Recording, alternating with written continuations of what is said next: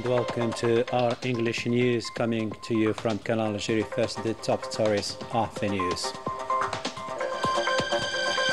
On the occasion of the Women's International Day, the President of the Republic sent a congratulation message to the Algerian women, hailing their pioneering role in several sectors.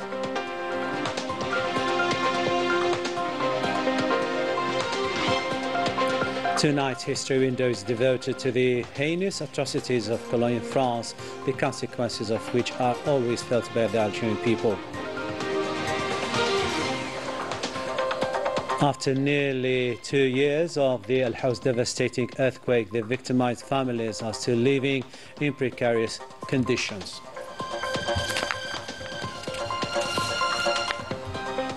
Welcome back. First in our news, on the occasion of the Women's International Day, the President of the Republic, Abdelmajid Tebboune, extended a message to Algeria's women in which he commended their pioneering role in several sectors and reiterated the state's commitment to help her progress more. The details with Laetitia Safkawi. Algerian women celebrate International Women's Day March the 8th as they achieve with their exceptional abilities and high qualifications all they aspire to in every sector and field. They excel as leaders in positions of responsibility and management within state institutions and organizations, proving their worth with success in business leadership. They demonstrate concern for public affairs, contributing to civil society and collective activities, showcasing their skills in improving performance and serving the community. They contribute on an equal footing with men to the advancement of Algeria. On this occasion, the Algerian woman celebrates her global day in a country determined and capable of achieving comprehensive progress, drawing inspiration from the spirit of challenge and victory from the struggles of great women, resilient fighters whose heroic deeds in defense of the homeland are engraved in our collective memory. Algerian women on International Women's Day also celebrate their human significance as a symbol of liberation.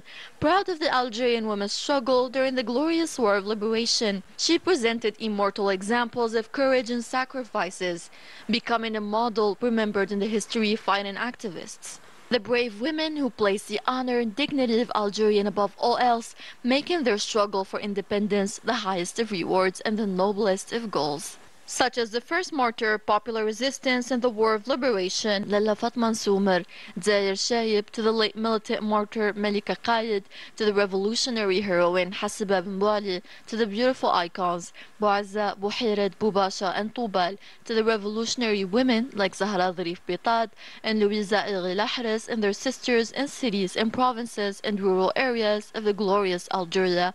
May their lives be long. On this occasion, while we congratulate Algerian women on International Women's Day, we reaffirm our ongoing commitment to enhancing the status of women in society and empowering them to assume high-level positions and responsibilities, ensuring that Algeria, rooted in its authenticity, progresses towards modernization, sustainable development, and comprehensive advancement with all its daughters and loyal sons. Long live Algeria! Glory to our martyrs. May peace, mercy, and blessings of Allah be upon you. Still with domestic news, the General Communication Directorate of the Presidency extended today its condolences to the family of Mohammed Lemsan, a journalist at the National Radio who passed away on Friday at the age of 47. The late was a brilliant journalist at the National Radio, where he headed as well the production department and was a staunch champion of the Sahrawi cause. The former colleague Hamoud Kartal was buried today. He passed away at the age of 89 after a brilliant career within the national movement and the Muslim Scout, and holding several key positions at the national television. The war veterans and the communication ministers, respectively, Laïd Rabiga and Mohamed Mizian, in addition to the EPTV general manager, extended their heartfelt condolences on this occasion.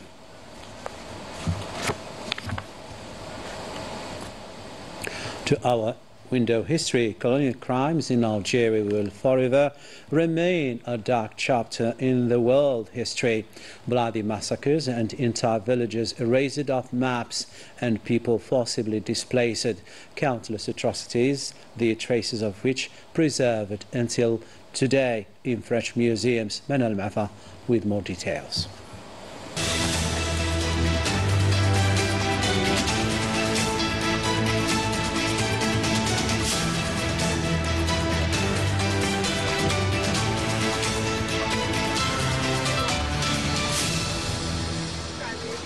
In an article published in August 1945, the newspaper Oe Partisan drew a chilling comparison between the atrocities committed by colonial France in Algeria on May 8, 1945, and the Nazi crimes in Oradour-sur-Glane in France.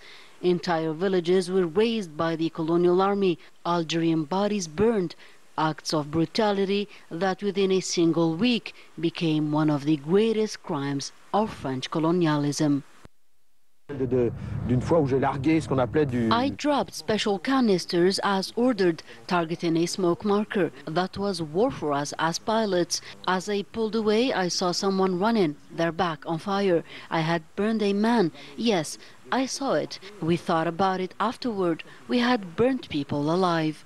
J'ai largué mes bidons sur le fumigène. C'était ça la guerre, pour nous aviateurs. Massacres, arson, forced displacements of Algerian nationals, nuclear tests in Regan, and mass graves. Such were the horrors carried out by figures like Lucien de Montagnac, Ossares, and many others, criminals whose names neither history nor time will ever erase. Traces of these crimes have long been preserved in French museums, displayed like trophies, silent witnesses to a history of violence that refuses to be forgotten.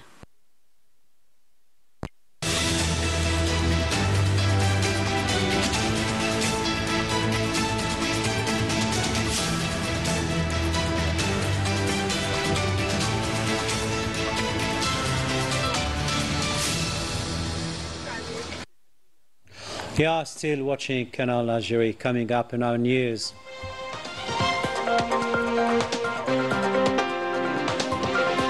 The national ports are operating around the clock, a case in point, the Algiers port.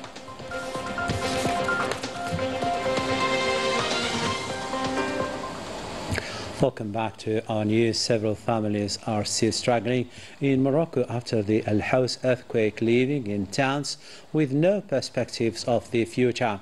They are facing extremely difficult living conditions, lack of infrastructure, no support by the government, but even worse, repression when calling for their rights. Laetitia Sadqawi explains. Yet another demonstration of the repetitive lies and false promises of the Makhzen. It has now been a year and a half since Al House earthquake, and nothing has changed for the victims. Lost homes and incomes resulting in a complete shift in their lives. In the streets, the people express deception, facing a situation with no end in sight. The life in tents is unbearable. We suffer from climate change. In winter, under the rain, and in summer, under burning sun. We suffer a lot and we have nowhere to go with our children. Women, especially those pregnant and about to give birth, and those who raise their children, suffer. Even the road is inexistent. In the meantime, the Makhzen system continues to repress anyone who dares to mention this situation. The Moroccan Court of Appeal has toughened the sentence of activist Saïd Ait al-Mahdi, defender of the rights of earthquake victims. He is sentenced to 1 year in prison instead of 3 months initially. This sentence is too severe, and it is nothing other than an index of restriction, more and more on freedoms and human rights. This crisis has turned into a political scandal. Even more, it is described as crimes against thousands of Moroccans, citizens left to face their destiny. In a related story, on the sidelines of the 58th session of the UN Human Rights Council, a forum took place where a report on human rights violations was presented amid strong diplomatic presence. Laetitia Sadqawi once again. For the second time in a row, the Human Rights Council hosts the annual report of the human rights state in occupied Western Sahara under the theme Voices of Resistance, which exposes in great detail the violations of the Moroccan occupier on Sahrawis. This edition's topic is extremely important, which is Morocco's attempts to bleach the military colonization and human rights violations and the refrain from dealing with the United Nations for the sake of the referendum on self-determination and the decolonization of Western Sahara. with the Commission being marginalised. Monitoring, documenting and reporting human rights violations is now the responsibility of local militants who risk their lives and safety to do so.